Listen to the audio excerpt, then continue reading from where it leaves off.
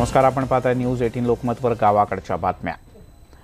साताऱ्यातल्या फलटणमध्ये चक्क वळू शिरला होता आणि हा वळू कोणालाही मारू शकतो। सर्वांनी सावध राहावं अशा आशयाचे मेसेज सध्या फिरू लागलेत। अशा आशयाचा मेसेज व्हॉट्सअपवर आला। पण या माहितीबद्दल फलटण नगरपालिकेला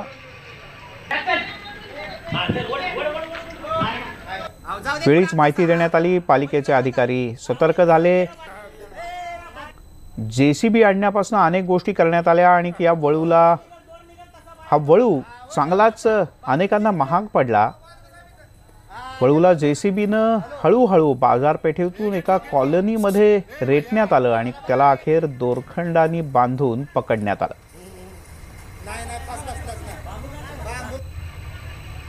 चौखर उधळलेला हा वळू त्यांना अनेकांना धडकाही दिल्या आणि यामुळे शहरामध्ये काही काळ मोठ्या भीतीचं वातावरण होतं। अनेक वाहनांना तसंच माणसांना सुद्धा या वळूनं जोरदार धडक दिली होती। अखेर बऱ्याच प्रयत्नानंतर या पिसाळलेल्या वळूवर नियंत्रण मिळवण्यात यश आलं।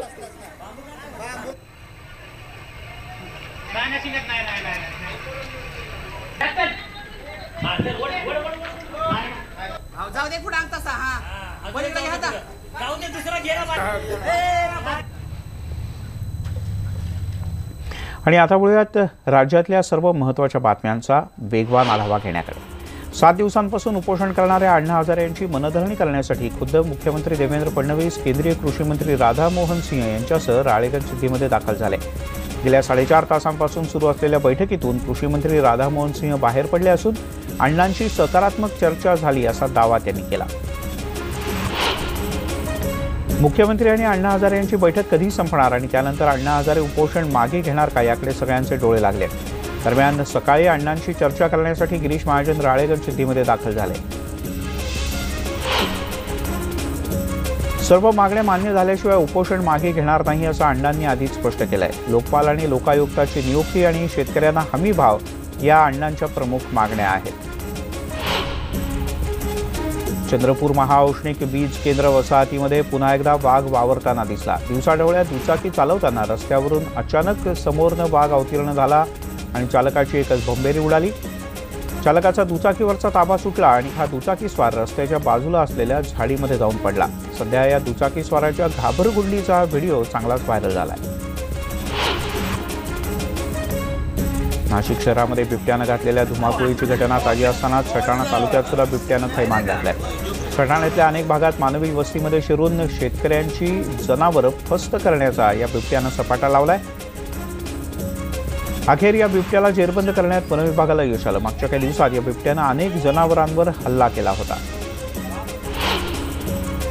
गर्भलिंग निदान चाचणी आणि स्त्री भ्रूण हत्या होत असल्याच्या संशयातून औरंगाबाद महापालिकेच्या आरोग्य विभागानं विमल मदर केअर हॉस्पिटलवरती छापा घातला। या छाप्याच्या दरम्यान पालिकेच्या पथकाला अवैधरित्या बांधण्यात आलेलं एक चेंबर आढळून आलं। गर्भपाताच्या नंतर अर्भकाची विल्हेवाट लावण्यासाठी या चेंबरचा वापर केला जात असावा अशा प्रकारचा संशय या पथकाला आहे। नाणार प्रकल्पाची उच्चस्तरीय समिती बेकायदेशीर असल्याचा आक्षेप शिवसेनेचे खासदार विनायक राऊत यांनी समितीसमोर नोंदवला। नाणारसह 14 गावांमध्ये होणाऱ्या या प्रकल्पाबद्दल स्थानिकांची बाजू ऐकण्यासाठी उच्चस्तरीय सुप्तनकर समिती रत्नागिरीमध्ये दाखल झाली। मात्र उच्चस्तरीय समितीच्या समोरच प्रकल्पाच्या विरोधी आंदोलकांनी जोरदार घोषणाबाजी केली आणि गोंधळ घातला। त्यामुळे या समितीनं आपलं कामकाज आजचं रहित करून टाकलं। अमरावतीमधल्या रेवसा इथं गजानन धाम परिसरात संत गजानन महाराज यांच्या मूर्तीचा प्रतिष्ठापना आणि कलशारोहण समारंभ नुकताच पार पडला। यावेळेला गजानन महाराज मंदिरावर हेलिकॉप्टरनं पुष्पवृष्टी करण्यात आली। अमरावतीचे विलास कथे यांच्या पुढाकारानं या मंदिरावरही पुष्पवृष्टी झाली। इंदापूरच्या रुई इथं शिकाव विमान कोसळलं आणि त्यात पायलट जखमी झालाय। बारामतीचं हे शिकाव विमान असून इंजिनामध्ये काही तांत्रिक बिघाड झाला, त्यामुळे विमान साधारण 3500 फूट उंचीवरून खालती कोसळलं। पायलट सिद्धार्थ टायटस हा रुई इथल्या खासगी रुग्णालयात सध्या त्याला दाखल करण्यात आलाय। धुळे जिल्हा पोलीस प्रशासनानं अचानक हेल्मेटची सक्ती सुरू केली आणि या सक्तीच्या अंमलबजावणीमुळे लोकांमध्ये तीव्र संताप व्यक्त केला जातोय। पहिल्या दिवशी विशेष म्हणजे दंड भरणाऱ्या ज्यांच्यावर कारवाई करण्यात आली त्यात 15 पोलीस अधिकारी आणि कर्मचारी होते। पोलीस अधीक्षक विश्वास पांढरे यांनी स्वतः रस्त्यावर उभं राहून ही कारवाई सुरू केली। शहरात अचानक हेल्मेट सक्तीचं फरमान निघाल्यामुळे नागरिकांमध्ये नाराजी आहे। जळगावच्या बेंडाळे महिला महाविद्यालयातील विद्यार्थिनींच्या 2 गटात गेल्या काही दिवसांपासून धुसफूस सुरू होती। 2 दिवसांपासून एका गटातील मुलीनं मित्रांची मदत घेत विद्यार्थिनीला शिवतीर्थ मैदानावर नेऊन मारहाण केली होती। या मारहाणीचा व्हिडिओ सोशल मीडियात व्हायरल झाला। यानंतर काल दुपारी पुन्हा एका युवकाला मारहाणीचा प्रयत्न झाला।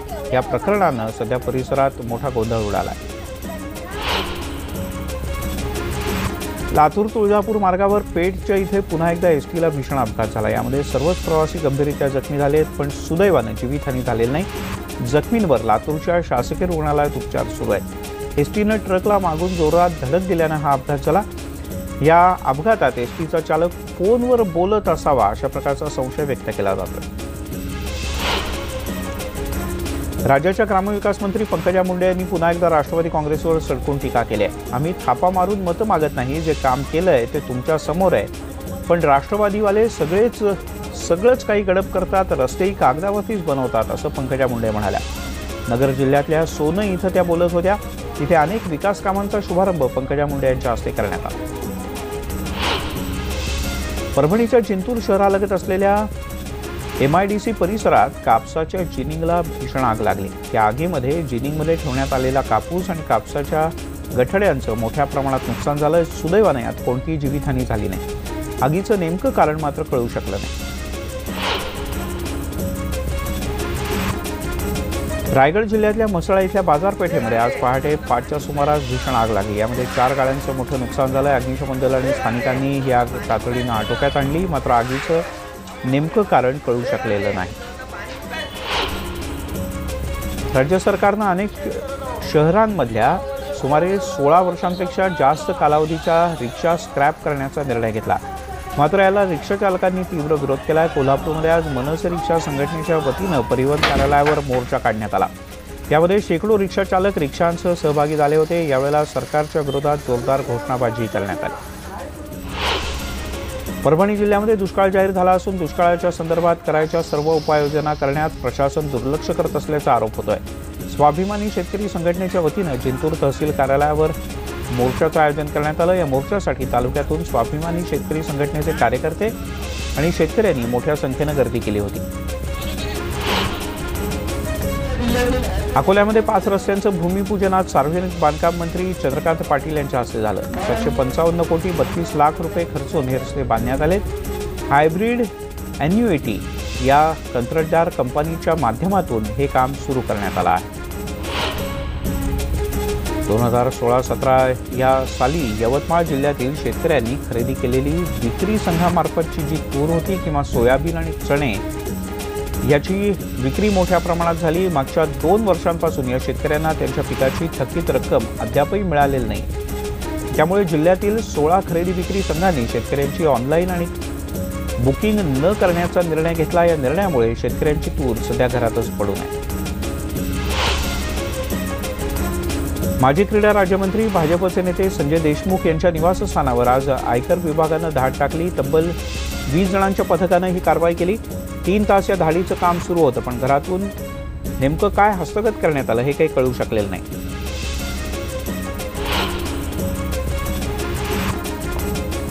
नाशिक जिल्ह्याच्या ग्रामीण भागामध्ये वेगवेगळे नदीपात्र आणि कोरड्या पडलेल्या धरणातून वाळू आणि गौण खनिजांची मोठ्या प्रमाणात चोरी केली जाते। मनमाडजवळ एका बंधाऱ्यातून 120 ब्रास गौण खनिजाची चोरी केल्याप्रकरणी नांदगाव तहसील बळवंत खाडे या व्यक्तीला त्यांनी अटक केली। 7,68,000 रुपयांचा दंडही ठोठावण्यात आलाय। लोणावळ्याच्या रस्त्यावरून चालत जाणाऱ्या पादचाऱ्यांना ज्या वाहन चालकानं धडक दिली त्या वाहन चालकाला पकडण्यात बडगाव मावळ पोलिसांना यश आलंय। अतुल दत्तात्रय चास्कर असं या वाहन चालकाचं नाव आहे, त्याला अटक करण्यात आली। या अपघातामध्ये परमेश्वर धोंडीबा सवळे यांचा मृत्यू झाला होता, तर बबन ढवळे आणि राजेश देशमुख हे 2 जण जखमी झाले। 10 दिवसांपूर्वी रात्री 11:30च्या सुमारास हा अपघात झाला होता। महात्मा गांधीजींच्या पुण्यतिथीला त्यांच्या एका पुतळ्यावर प्रातिनिधिक स्वरूपात गोळीबार करण्यात आला होता. याचा आज वर्ध्याच्या सेवाग्राममध्ये गांधीवाद्यांच्याकडून निषेध करण्यात आला.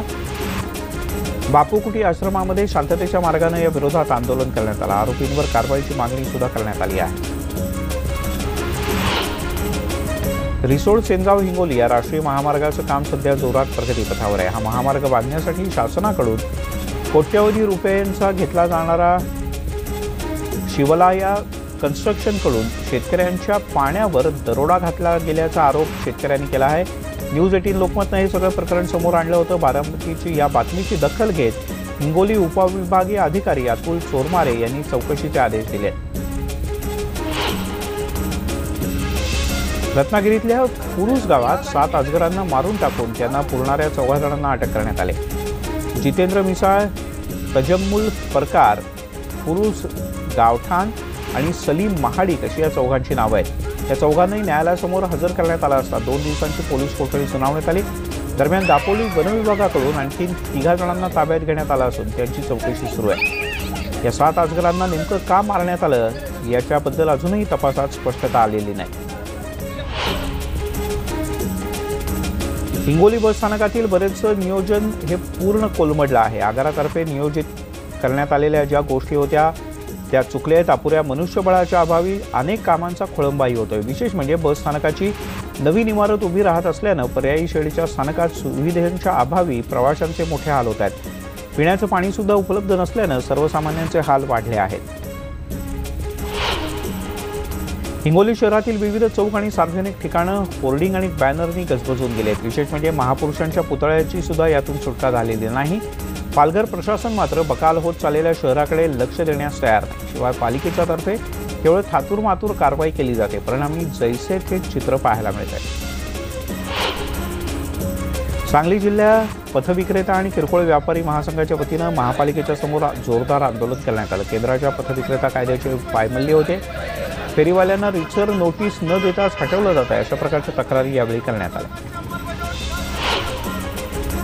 जळगाव जिल्ह्यातील रावेर लोकसभा मतदारसंघाची जागा काँग्रेसला मिळावी यासाठी अनुकूल निर्णय घेण्यात आल्याचं कळत आहे. कारण रावेर मतदारसंघ नेहमीच काँग्रेसचा बालेकिल्ला पारंपरिक मतदारसंघ राहिला आहे. आता फक्त घोषणा व्हायची बाकी आहे असं राष्ट्रीय काँग्रेसचे उपाध्यक्ष डॉक्टर उल्हास पाटील यांनी म्हटलं. भंडारा जिल्ह्याच्या अड्याळवासियांनी अड्याळला तहसीलचा दर्जा मिळावा या मागणीसाठी सोमवारपासून पुढे येणाऱ्या प्रत्येक निवडणुकीवर बहिष्कार घालण्याचा निर्णय घेतला आहे. त्यांनी योग्य निर्णय शासनानं तातडीनं घ्यावा यासाठी 15 तारखेपर्यंतची मुदत देण्यात आली आहे. बुलढाण्यामध्ये एका गर्भवती मादी वानराचा शॉक लागून मृत्यू झाला. पण दैव बलवत्तर होतं म्हणून की काय तिच्या पोटातलं पिल्लू मात्र सुखरूपपणे बचावलं. बुलढाणा शहरातील मिर्झानगर परिसरात ही घटना घडली. निसर्गाच्या किमयेमुळे स्थानिक आश्चर्यचकित झाले. यासोबतच बुलेटिनमध्ये घेऊयात एक छोटासा ब्रेकवर जाताना पुन्हा एक नजर हेडलाईन्सवर. अण्णा हजारे यांची मनधरणी करण्यासाठी मुख्यमंत्री देवेंद्र फडणवीस, केंद्रीय कृषी मंत्र्यांचं राळेगण सिद्धीत. 4.5 तासांपासून अण्णांची चर्चा सुरूच. अण्णा उपोषण मागे घेण्याची शक्यता. स्त्रीभ्रूण हत्येच्या संशयातून औरंगाबादच्या विमल मदर केअर हॉस्पिटलवर छापा. हॉस्पिटलमध्ये आढळून आलं भूमिगत चेंबर. डॉक्टर वर्षा राजपूत अटकेत.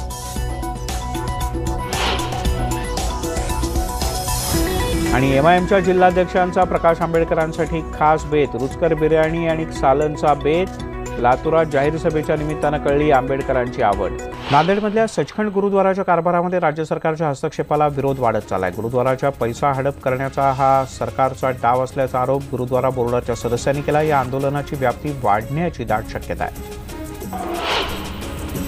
लातूरात वंचित बहुजन आघाडीच्या वतीनं काल जाहीर सभेचं आयोजन करण्यात आलं होतं. सभेनंतर प्रकाश आंबेडकर यांनी एमआयएमचे जिल्हाध्यक्ष अफजल कुरेशी यांच्या घरी भेट दिली. कुरेशी यांनी आंबेडकरांसाठी बिर्याणी आणि सालन असा खास बेत केला होता. यावरून पहिल्यांदाच प्रकाश आंबेडकर यांना बिर्याणीची विशेष आवड असल्याचं कार्यकर्त्यांमध्ये बोललं जात आहे. विरारच्या चिखली डोंगरी भागामध्ये अवैधरित्या रेती उत्खनन करणाऱ्यांवर कारवाई करण्यात आली. रेती उत्खननाविषयी माहिती मिळाल्यानंतर स्थानिक पोलीस आणि एसआरपीच्या तुकड्या तातडीनं घटनास्थळी दाखल झाल्या. अवैधरित्या रेती उत्खनन करत असल्याचं आढळून आल्यानंतर पोलिसांनी इथे प्रत्यक्ष कारवाई केली। त्यांच्याकडून उत्खननासाठी लागणारं विविध साहित्य जप्त करण्यात आलं, तसंच 10 जणांना ताब्यात घेण्यात आलं। मुंबई, ठाणे, वसई, बेलापूर, पालघर ही शहरं केंद्राच्या सागरमाला प्रकल्पाच्या अंतर्गत जलवाहतुकीच्या मार्गे जोडून त्यातून प्रवासी वाहतुकीसह रोरो सेवा सुरू करण्याचा निर्णय महाराष्ट्र सरकारनं घेतला आहे। त्यामुळे प्रवाशांना मुंबईपासून अगदी सिंधुदुर्गच्या मालवणपर्यंत नेणं आता सोपं होणार आहे।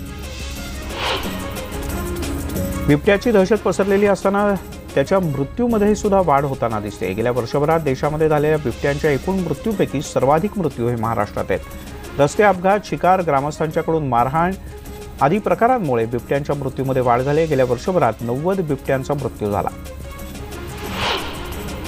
रायगड पोलिसांच्या वाहतूक शाखेतर्फे आजपासून रस्ते सुरक्षा अभियानाला सुरुवात झाली। अलिबाग पोलीस मुख्यालयात झालेल्या कार्यक्रमामध्ये रस्ते सुरक्षा विषयावर आयोजित करण्यात आलेल्या विविध स्पर्धेतील विजेत्यांना मान्यवरांच्या हस्ते पारितोषिक देण्यात आले। तसंच रस्ते सुरक्षा वाहतूक विषयात माहिती देणाऱ्या काही पत्रिकांचं प्रकाशन सुद्धा करण्यात आलं। जम्मू आणि काश्मीरमध्ये दहशतवाद्यांशी लढताना शहीद झालेल्या मिलिंद खैरनार यांच्या भव्य स्मारकाचं आज लोकार्पण करण्यात आलं। नंदुरबार तालुक्यातल्या पोराळे या त्यांच्या गावी त्यांच्यावर अंतिम संस्कार करण्यात आले होते आणि याच गावात त्यांचं शहीद स्मारक उभारण्यात आलं आहे। अमरावतीच्या नारायणनगर इथल्या डॉक्टर भाऊसाहेब देशमुख आर्ट अकॅडमीच्या तर्फे राज्यस्तरीय चित्र आणि शिल्प प्रदर्शनाचं आयोजन करण्यात आलं। शिल्पकला, विद्यार्थी गट आणि व्यावसायिक गट अशा 3 विभागात हे प्रदर्शन भरवण्यात आलं असून या प्रदर्शनात राज्यातील कलावंतांनी 100पेक्षा अधिक चित्र आणि शिल्प लावली आहेत। सर्वोच्च न्यायालयाचा मान ठेवत आणि 150 वर्षांची आपली परंपरा जोपासत भंडारा जिल्ह्यामध्ये एक आधुनिक शंकरपट साजरा करण्यात आला। या नवीन पद्धतीचा शंकरपट पाहण्यासाठी लोकांनी मोठी गर्दी केली होती। भंडारा जिल्ह्यातील मासळ या गावामध्ये मागच्या 150 वर्षांपासून शंकरपटाचं आयोजन केलं जातं। वर्ध्यातील सेलू घोराड संत केजाजी आणि त्यांचे पुत्र नामदेव महाराज यांच्या महापरिनिर्वाणाच्या निमित्तानं घोराड नगरीमध्ये अनेकविध कार्यक्रमांचं आयोजन करण्यात आलं होतं। मंगळवारी पारायण समाप्ती आणि संत केजाजी महाराज यांच्या 112व्या पुण्यतिथीच्या निमित्तानं मंदिरात तब्बल 2,500 दिवे सुद्धा प्रज्वलित करण्यात आले। सिंधुदुर्गात वेंगुर्लेच्या समुद्रामध्ये गावोगावच्या देवदेवतांचा समुद्र स्नानाचा दिमाखदार सोहळा सोमवारी पार पडला। पौष अमावस्या आणि श्रावण नक्षत्र एकत्र येऊन पर्वणीचा योग साधला जातो। 4 वर्षांनी हा योग जुळून आल्यानं हा सोहळा इथे विशेष करून संपन्न झाला। वेंगुर्ल्यातल्या अनेक गावातील देवदेवतांनी वेंगुर्ले इथल्या सागरेश्वर समुद्रकिनारी तीर्थस्नान केलं। गावाकडच्या बातम्यांमध्ये आज इथे थांबूया। ताज्या बातम्यांचा ओघ न्यूज 18 लोकमतवर सुरूच राहील।